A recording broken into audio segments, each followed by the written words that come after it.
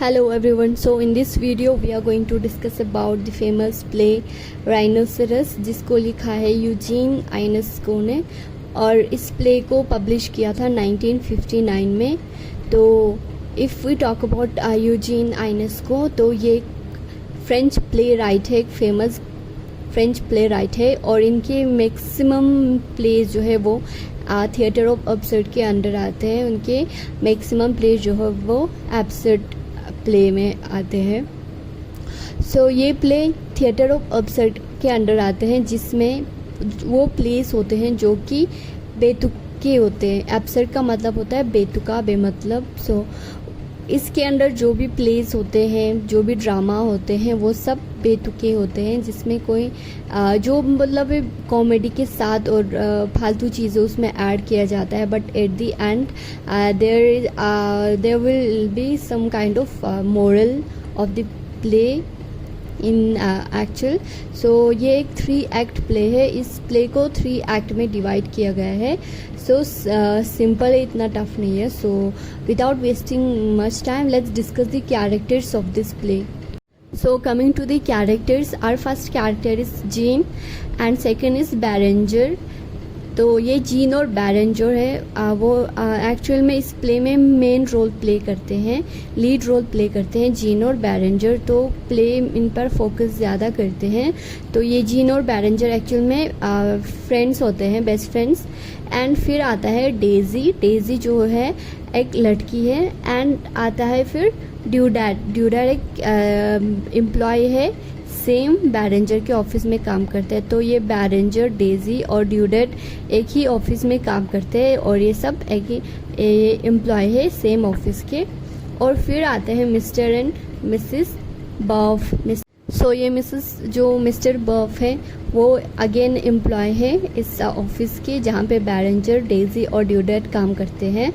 और फिर आता है और मिसेस बर्फ का जो है कैरेक्टर इसमें है प्ले में, बट इतना ज़्यादा नहीं है, बट मिस्टर बर्फ के थ्रू उनको दिखाया जाता है।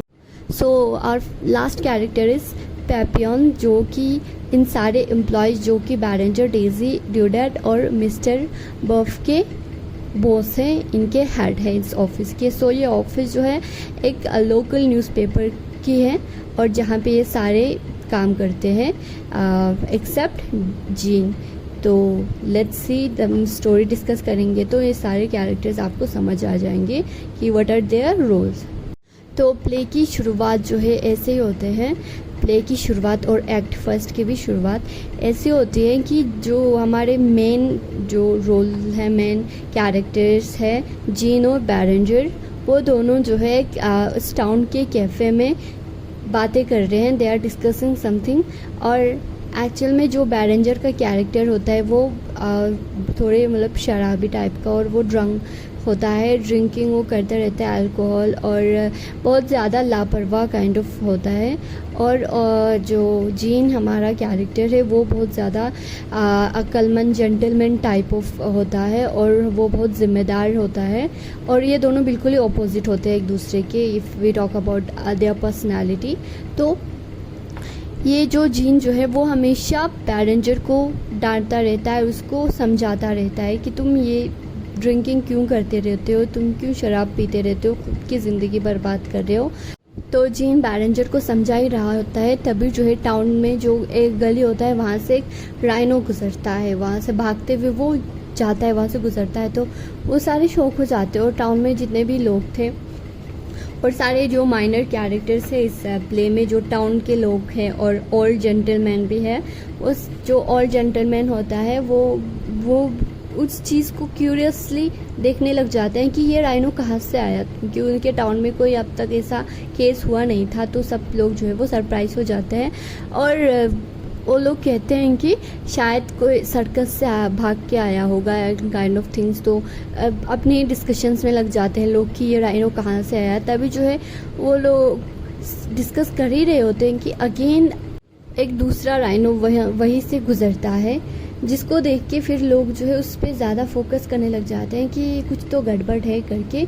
सब लोगों का फोकस वहाँ चला जाता है, टाउन के जितने भी लोग थे जो विटनेस थे उस इंसिडेंट के। तो वहाँ पे जो है सारे लोग डर जाते हैं। फिर ये राइनो कहाँ से आया, वो लोग डिस्कस करते हैं कि ये वही जो पहले गुजरा वो वाला राइनो था कि ये दूसरा वाला राइनो है। अगर ऐसी बात है तो बहुत ज़्यादा डर की बात है कि हमारे टाउन में ये दो राइनोस कहाँ से आ गए।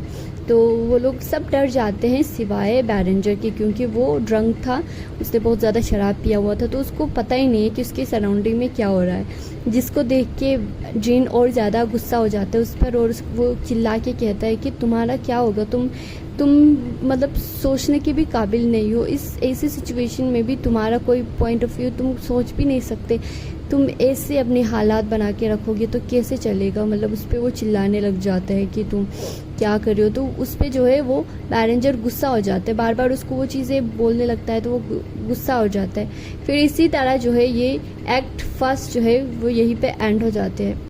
तो एक्ट सेकंड में हम देखते हैं अगले दिन जो है बैरेंजर को ऑफिस दिखाते हैं, जहाँ पे सारे एम्प्लॉयज़ जो है उसी बात के बारे में डिस्कस कर रहे होते हैं जो पिछले दिन हुआ टाउन में, जो राइनोस गुजरे थे उसके बारे में सब डिस्कस कर रहे होते हैं कि वो क्या था। मतलब उस चीज़ के बारे में वो लोग बातें करते हुए होते हैं। तो वहाँ पे बैरेंजर भी आता है, वो लेट हो जाता है थोड़ा, बट वो वहाँ पे जाता है तो सब लोग उसी के बारे में बात कर रहे थे।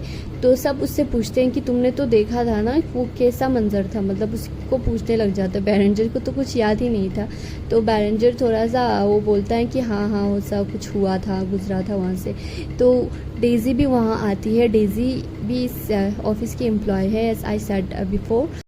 तो ये बैरेंजर है वो डेज़ी को यानी कि उसके को एम्प्लॉय को थोड़ा सा वो उसको लाइक करता था। और यहाँ पे क्या होता है कि जैसे ही वो लोग डिस्कस कर रहे होते हैं तभी जो है मिसेस बर्फ जो है वहाँ पे चिल्लाती हुई आती है। मिसेस बर्फ जो मिस्टर बर्फ की वाइफ थी वो वहाँ पे आते हैं और सबको बोलते हैं कि मिस्टर बर्फ जो मेरे हस्बैंड है वो राइनो में कन्वर्ट हो चुके हैं, वो ट्रांसफॉर्म हो चुका है राइनो में। वो मेरे सामने ही राइनो में ट्रांसफॉर्म हुआ और वो अभी मेरा पीछा करते हुए यहाँ तक आया है, ऑफिस तक आया है और मैं भाग के यहाँ ऑफिस के अंदर आई हूँ। तो मुझे नहीं समझ आ रहा मैं क्या करूँ। तभी जो है वो सारे एम्प्लॉयज़ यानी कि बैरेंजर, डेज़ी और जो ड्यू डेट होते हैं और बाकी एम्प्लॉयज़ होते हैं वो उसको सजेस्ट करते हैं कि आप जो अपने हस्बैंड मिस्टर बर्फ है उनको डिवोर्स दे दो और आज़ाद हो जाओ, क्योंकि वो अब राइनो बन चुका है तो वो कैसे रहेगी उसके साथ। तो मिसेस बर्फ जो है वो बहुत ज़्यादा कमिटेड होती है अपने हस्बैंड के साथ। वो बोलती हैं कि ऐसी बात नहीं है, मतलब वो कुछ अगर वो राइनो बन गए तो उसमें कौन सी बड़ी बात है, मैं उनका साथ ऐसे नहीं छोड़ सकती।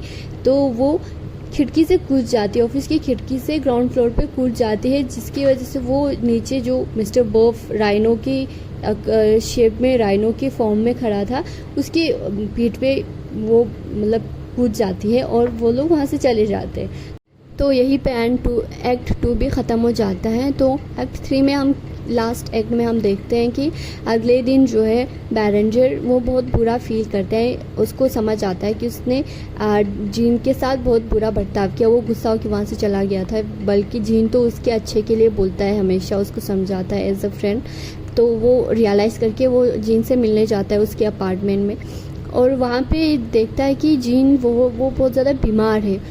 बैरेंजर देखता है कि जीन अपने बेड पे लेटा हुआ है और वो उसकी आवाज़ बहुत ज़्यादा भारी हो चुका है और उसकी जो बॉडी है वो धीरे धीरे ग्रीन कलर में कन्वर्ट हो रहा है और उसको ज़्यादा बुखार भी है।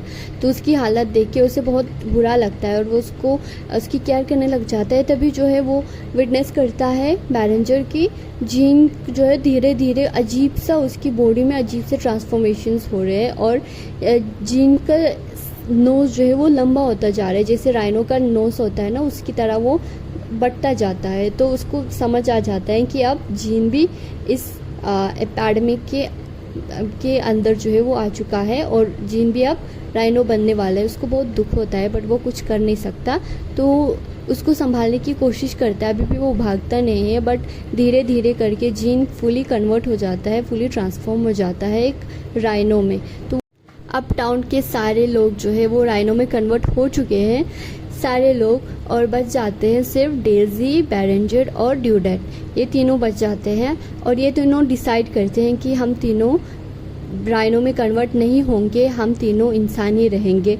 बट कुछ टाइम बाद जो है उनकी सारे राइनो जो है उनके अपार्टमेंट के बाहर आ जाते। वो तीनों एक अपार्टमेंट में छुपे हुए हैं राइनोस से, और वो सारे बाहर आके वो चिल्लाते हैं राइनोस सारे, उनके सारे इतने सारे राइनोस की आवाज़ सुन के वो म्यूज़िकल काइंड ऑफ वो देता है, पोर्ट्रेयल देता है, जिसको सुन के ड्यूडेड खुद को कंट्रोल नहीं कर पाता है और वो उस चीज़ में खो जाता है और वो बाहर जाके राइनो के गैंग को ज्वाइन करता है, वो भी राइनो बन जाता है। तो अब बचे डेजी और बैरेंजर, और डेजी और बैरेंजर कहते हैं कि हम दोनों अब राइनो नहीं बनेंगे, हम ह्यूमैनिटी को ज़िंदा रखेंगे, हम भी जानवर बन जाएंगे तो फिर इंसान ही नहीं बचेगा यहाँ पे, हम दोनों रहेंगे और हम दोनों ही फिर से हमारे टाउन में पॉपुलेशन को बढ़ाएंगे, क्योंकि हम दोनों ही बचे हैं एज अ इंसान, और कोई भी इंसान नहीं बचा है इनके टाउन में अब। लेकिन फिर जो है इन दोनों के बीच में कुछ बहस हो जाती है और डेजी फिर चली जाती है राइनो बनने के लिए, और वो भी चली जाती है राइनो के सारे गैंग को ज्वाइन करती है और डेजी भी राइनो बन जाती है। और फाइनली बचता है हमारा वन एंड ओनली कैरेक्टर बैरेंजर। अब बैरेंजर बहुत दुखी हो जाता है कि डेजी भी अब राइनो बन चुका है, तो वो सोचता है कि मैं तो नहीं बनूंगा राइनो, मैं कुछ भी हो जाए मैं इंसान ही रहूँगा और मैं अब राइनो में कन्वर्ट नहीं होऊंगा। और वो ये भी खुद से वादा करते हैं कि मैं राइनो से लड़ूंगा भी नहीं, बट मैं इंसान ही रहूँगा, मैं राइनो में कन्वर्ट नहीं होऊंगा किसी भी हाल में। तो इसी के साथ जो ये प्ले है वो एंड हो जाते हैं।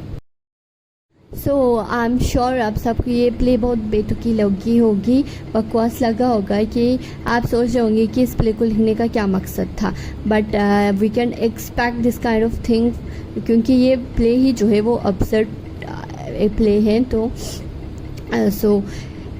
बट इसमें जो हमारे प्ले राइट है यूजीन आइनेस्को, वो एक पोर्ट्रेयल दे रहा है, वो कुछ डिपिक्ट कर रहे हैं थ्रू दिस प्ले कि जो वर्ल्ड वॉर सेकेंड के बाद जो नाजी फाशिज्म इवॉल्व हुआ, जिसमें नाजी यानी कि हिटलर ने एक काइंड ऑफ डिक्टेटरशिप गवर्नमेंट बनाया, जिसमें उसने सबको अगेंस्ट किया, अगेंस्ट जीव्स के ख़िलाफ़ वो उसने बहुत ज़्यादा जुल्म किया जीव्स पे। उस टाइम में सारे लोग जो है वो नाजिज़्म के अंदर आ रहे थे एक करके, जैसे इस टाउन में एक एक करके सारे राइनोस में ट्रांसफॉर्म हो रहे हैं, और कुछ तो अपनी मर्ज़ी से भी हो रहे हैं, बट उसी तरह उस टाइम पे भी बहुत ज़्यादा लोग जो है उस चीज़ की चंगुल में आए थे और सपोर्ट किया था। सो इस चीज़ को वो दर्शाता है हमारे प्ले राइट। सो या with this I will like to end this, so thank you so much for watching.